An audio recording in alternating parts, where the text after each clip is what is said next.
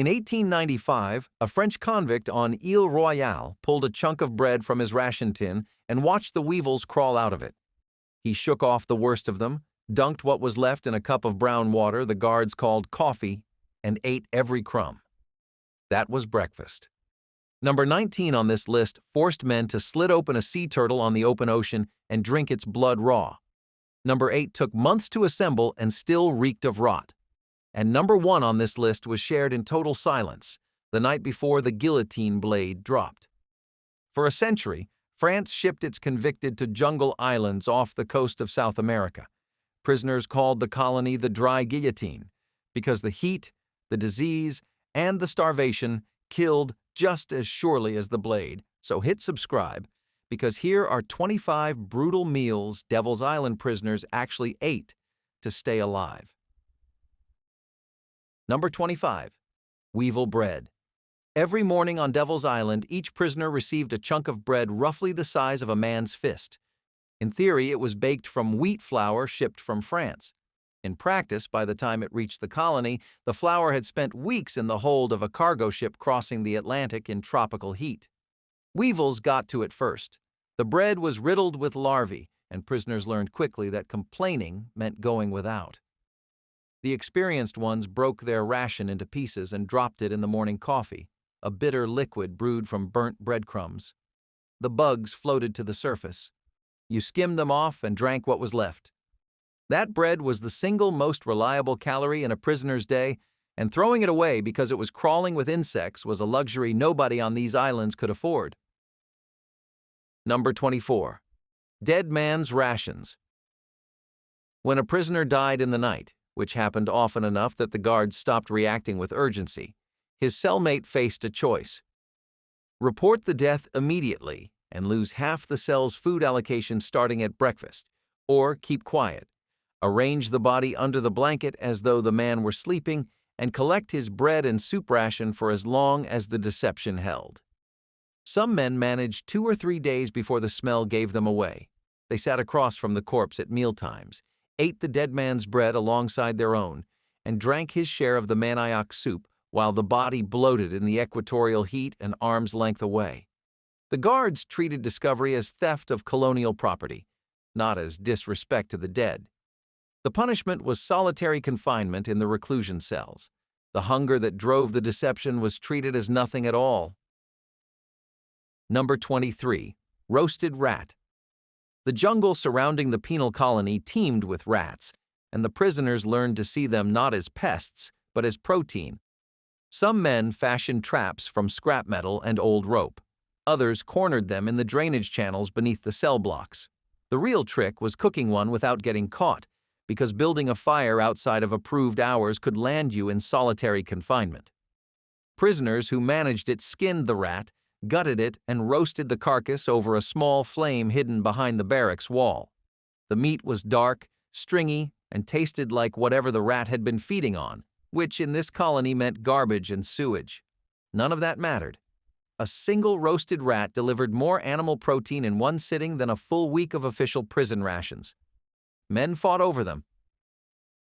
Number 22. Rotten salt horse. Once or twice a week, the prison kitchen served a stew built around preserved meat that had been packed in barrels of salt brine somewhere in France and shipped across the Atlantic. By the time it arrived in French Guiana, it had spent months soaking in that brine under tropical conditions. The meat was often horse, though the prisoners could rarely tell the difference. It came out of the barrel gray, slippery, and reeking of ammonia. The guards called it by its official name, viande de conserve. The prisoners called it salt horse because the chunks were tough enough to have come from any large animal and old enough that the salt was the only flavor remaining.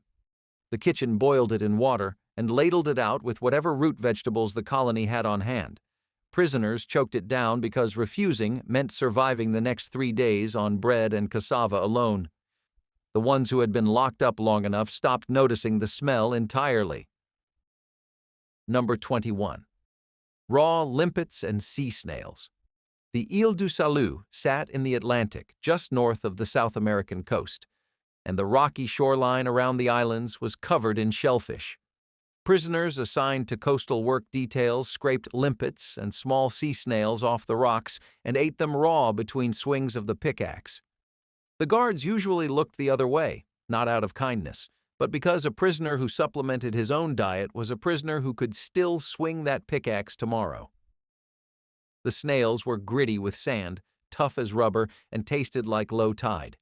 But they were one of the few sources of fresh animal protein a man could get without risking punishment, and the prisoners who ate them regularly tended to outlast the ones who didn't. Number 20. Boiled banana peels. The guards and administrative staff on Devil's Island ate comparatively well. Their kitchens received fruit, fresh meat, and vegetables grown in small gardens on the island grounds. The prisoners received none of it. What they did get, if they were desperate enough, were the scraps. Banana peels tossed behind the guards' mess hall became a survival resource. Prisoners collected them, boiled them in water until they softened into a limp, bitter mush, and ate the result with their fingers. The peels had almost no caloric value, but they filled the stomach for an hour, and on a day when the official rations had already been consumed by noon, an hour of feeling something other than hunger was worth the effort. Some men added a pinch of stolen salt to cut the bitterness. Others mixed the boiled peels into their manioc soup to give it the illusion of substance. Either way, the meal was exactly what it sounds like, a grown man eating garbage from another man's fruit. Number 19. Raw sea turtle on escape rafts. When a prisoner attempted to escape Devil's Island by sea, which hundreds did over the colony's century of operation, food was the difference between reaching the mainland and dying on the water. Most escapees built crude rafts from coconut logs or stole a small boat, and they carried whatever dried provisions they had managed to hide. But those supplies rarely lasted more than a few days, and the currents between the islands and the Venezuelan or Brazilian coast could stretch the crossing to a week or longer. When the food ran out, the only option was the ocean itself. Turtles were the prize. Catching one from a raft meant hauling a creature that could weigh over 40 pounds out of the water with bare hands and holding it down while it thrashed. The killing was done with whatever blade the escapee had managed to smuggle out, and the first thing a starving man did after the turtle stopped moving was cut open a vein and drink the blood. It was warm, thick, salty, and rich enough in iron that for a man who had been living on bread and cassava for months, it hit the body like a drug. The meat came next, sliced from the shell and eaten raw because there was no way to build a fire on a raft of lashed logs in the middle of the ocean. It was tough, briny, and tasted nothing like cooked food, but a single turtle could keep 2 or 3 men alive for days.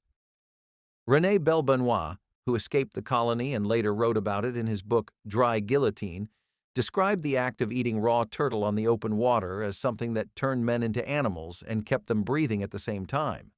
For the ones who reached shore, that turtle was the last brutal meal of their sentence.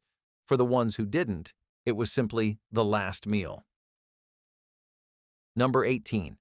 Cockroach-contaminated rice. Rice was a staple in the penal colony's kitchen, shipped in bulk and stored in warehouses with no ventilation, no pest control, and temperatures that never dropped below 80 degrees. Cockroaches infested the rice barrels by the thousands. Kitchen staff made some effort to rinse the grain before cooking, but there was no removing every insect, every broken leg, every egg case embedded in the starch. Prisoners who examined their bowl too closely found fragments of cockroach shell mixed in with every spoonful. The ones who had been there long enough stopped looking. They ate the rice, bugs, and all, because the alternative was not eating, and on Devil's Island, skipping a meal could mean the difference between walking to the next work detail and collapsing on the way there. Number 17. Jungle snake boiled in a tin can. The mainland camps around Saint-Laurent-du-Maroni sat at the edge of one of the densest jungles on Earth, and the prisoners assigned to logging and road-building gangs spent their days surrounded by wildlife most Europeans had never seen. Snakes were everywhere. The smaller ones slithered through the underbrush. The larger ones, some as thick as a man's forearm, coiled along the riverbanks or hung from branches overhead. Prisoners who caught one killed it by slamming its head against a rock, skinned it with a contraband blade, and coiled the body into an empty tin can filled with river water. They set the can over a small fire built during the lunch break, boiled the meat until it turned white, and shared it between 2 or 3 men.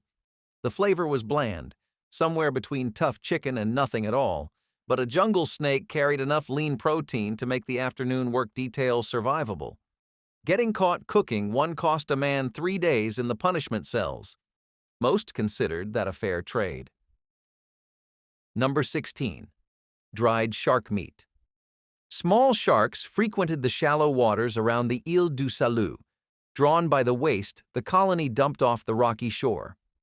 Prisoners on fishing details occasionally caught one, and when the guards weren't watching, they cut the carcass into strips and dried them in the sun on the flat rocks behind the infirmary. Shark meat cured in tropical heat smelled terrible, a sharp ammonia stench that came from the urea breaking down in the flesh. The taste wasn't much better. It was chewy, sour, and left a chemical burn on the tongue that lingered for hours. But dried shark didn't rot as fast as other meat in the heat, and a few strips tucked into a pocket could last a man several days. For prisoners building an escape cache, that shelf life made shark jerky one of the most valuable foods on the island. Number 15. Palm grub larvae. In the jungle surrounding the mainland camps, fallen palm trees rotted slowly in the humid air, and inside those trunks lived fat, white larvae the size of a man's thumb. They were the grubs of the palm weevil, and the indigenous people of French Guiana had been eating them for centuries. The prisoners learned to do the same. Splitting open a rotting log with a machete during a work detail could yield a handful of writhing grubs in minutes. Some men ate them raw on the spot, biting down on a burst of fatty liquid that tasted faintly of coconut. Others smuggled them back to the barracks and roasted them over a hidden flame until the skin turned crisp and crackled between the teeth. Either way, a palm grub delivered more fat and calories per bite than almost anything else available in the colony. That a grown man had to eat something that looked like a swollen maggot to get those calories was a fact that stopped bothering anyone after the first week. Number 14. The punishment ration in the reclusion cells.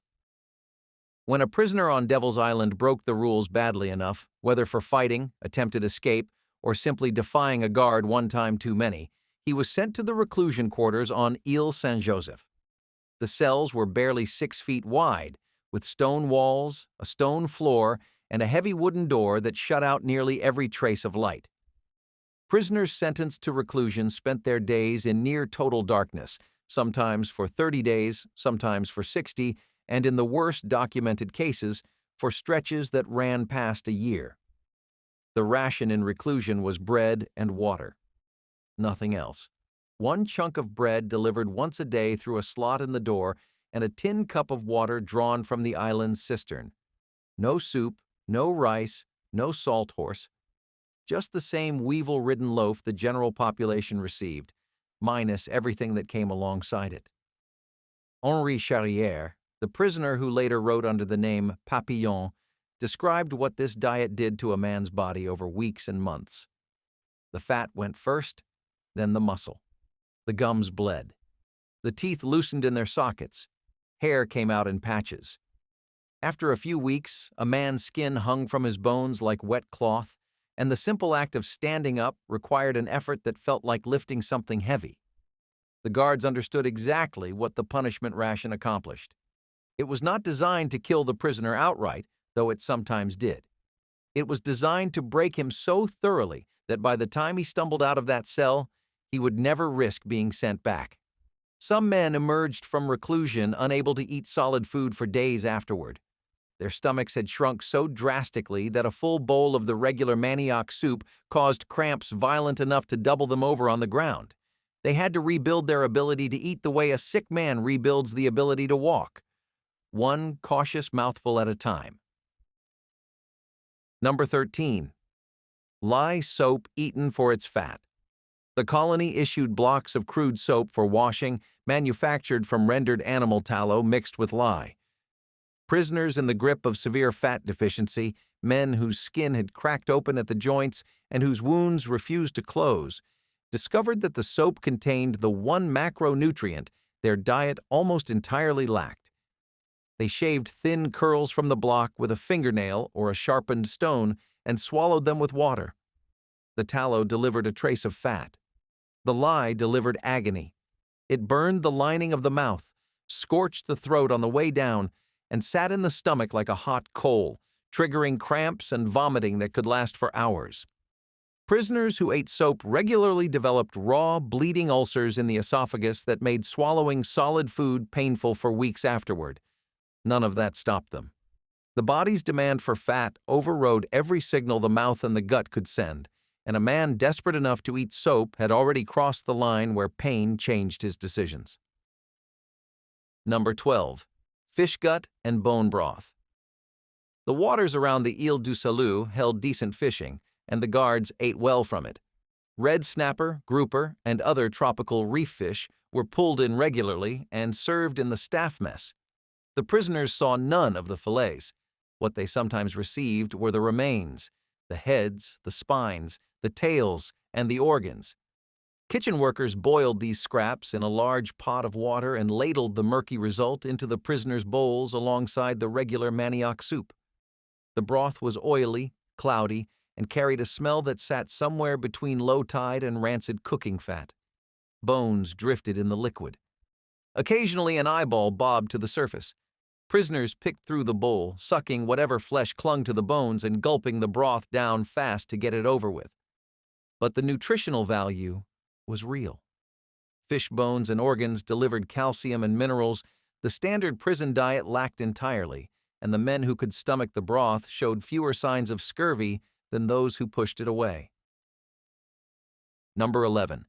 Monkey meat from the mainland jungle.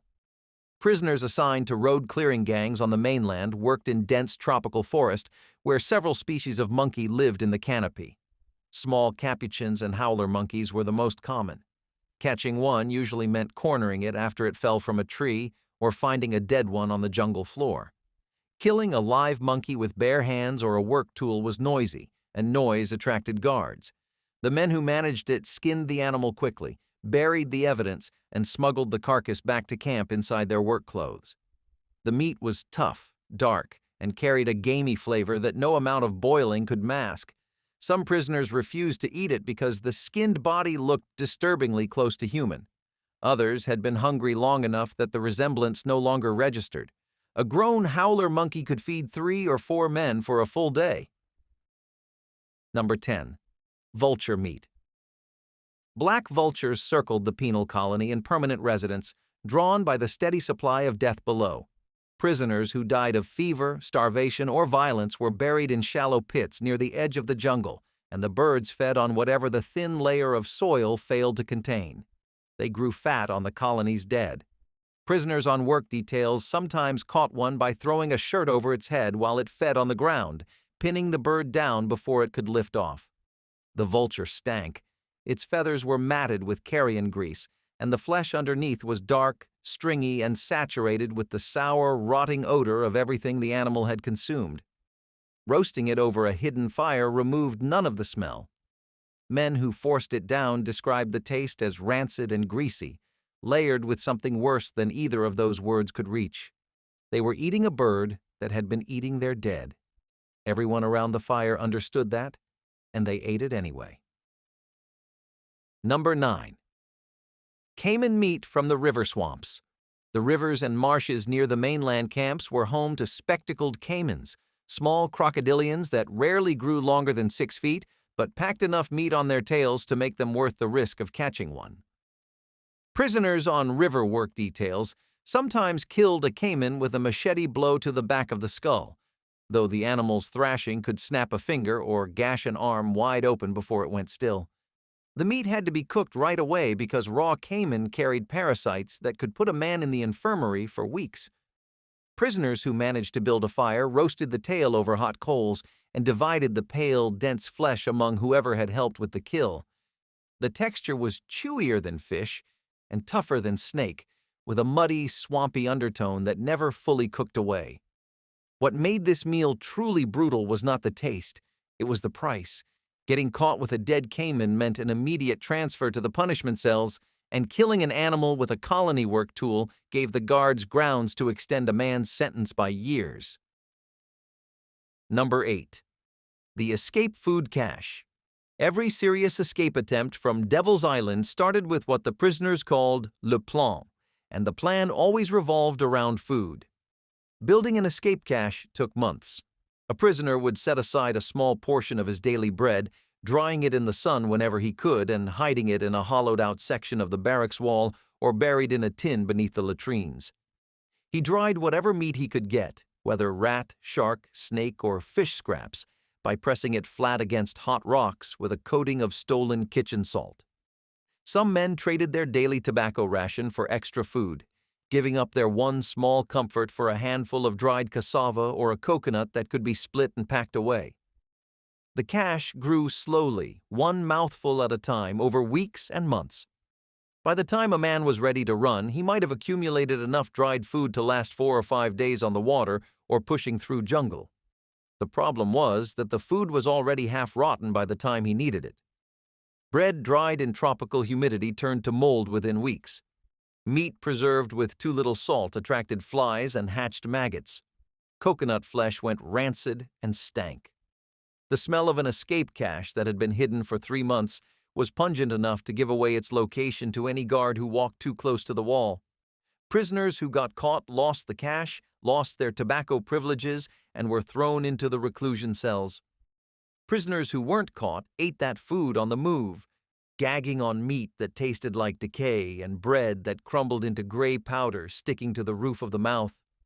The ones who survived the first few days of the escape often said afterward that the hardest part was not the ocean or the jungle. It was forcing yourself to swallow food your body was fighting to reject, knowing that the next real meal might be days away or might never come at all. Number 7. Centipedes and large insects. When the regular food sources dried up and even the rats grew scarce, some prisoners on the mainland camps turned to whatever crawled across the cell floor or through the jungle underbrush. Large tropical centipedes, some stretching 6 inches long, were killed with a boot heel and swallowed whole, legs and all. The taste was acrid and faintly metallic, and the legs scratched the inside of the throat on the way down.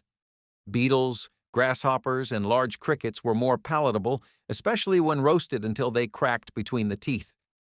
None of these were planned meals. They were acts of pure desperation by men whose bodies had been running on bread and cassava water for so long that putting a centipede in their mouth no longer registered as disgusting. It registered as calories. The line between food and not food had been erased by hunger, and once it was gone, it didn't come back. Number 6. Boiled leather from shoes and belts. During the worst stretches of starvation, particularly on escape attempts through the jungle or extended sentences in the punishment cells, prisoners resorted to eating their own equipment.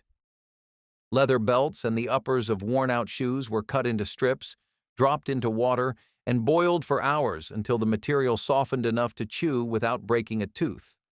The leather carried no meaningful nutrition, no protein, no fat, no sugar. What it did was fill the stomach and trick the brain into believing something had been consumed. Prisoners who had been in the colony long enough understood the act for exactly what it was, not eating, just surviving for 1 more hour.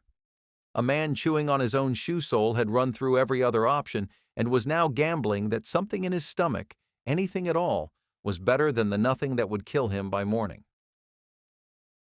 Number 5. Maggots harvested deliberately for protein. This was not a case of accidentally swallowing larvae hidden in the bread. This was intentional. Prisoners in the worst physical condition, men whose bodies had already begun consuming their own muscle for fuel, took rotting food scraps or meat remains, placed them in a shaded corner of the cell, or buried them in a shallow hole near the latrines and waited for the flies to do their work. Within days, the decaying matter was thick with white maggots.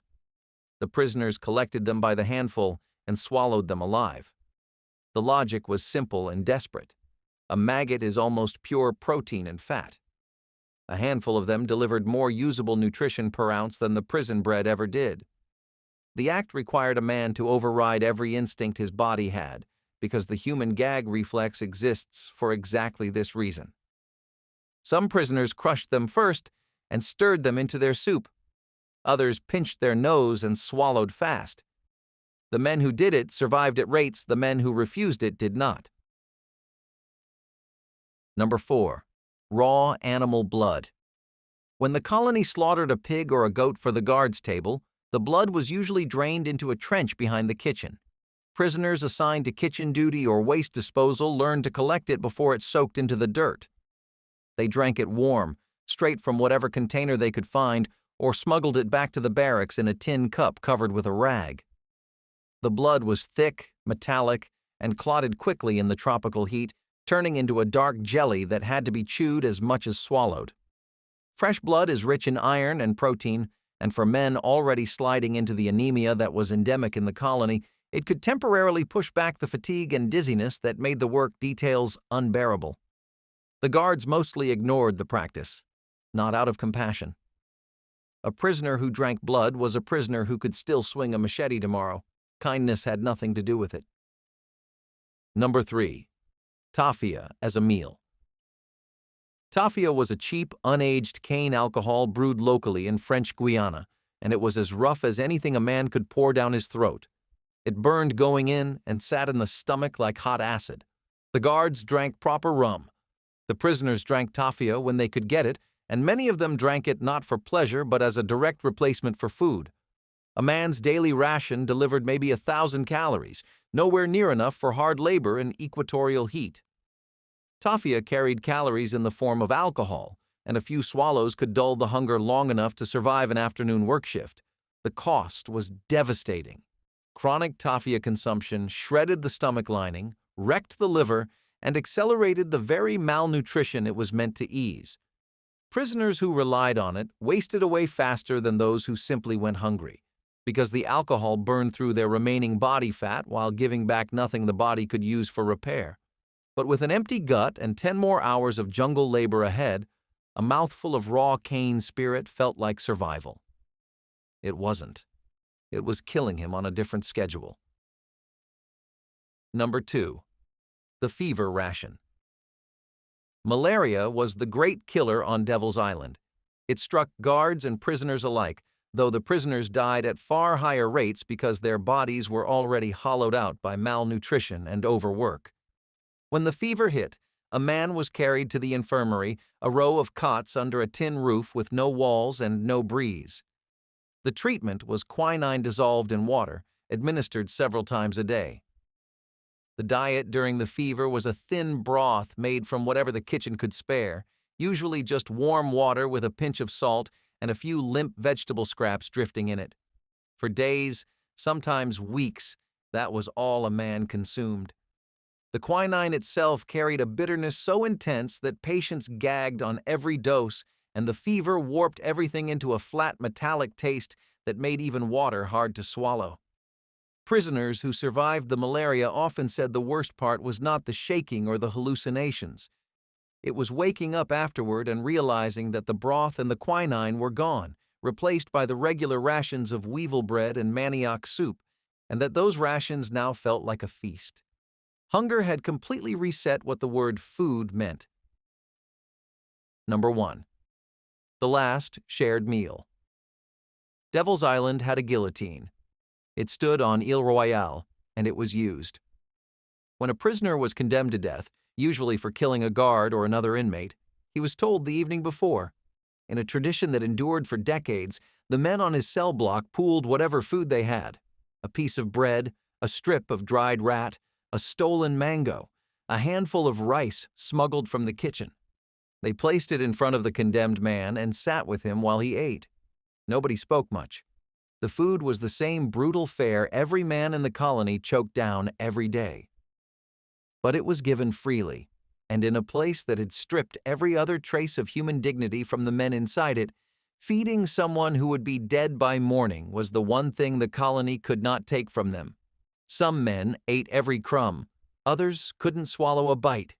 That handful of pooled food, scraped together by men who had almost nothing, was the last meal on Devil's Island.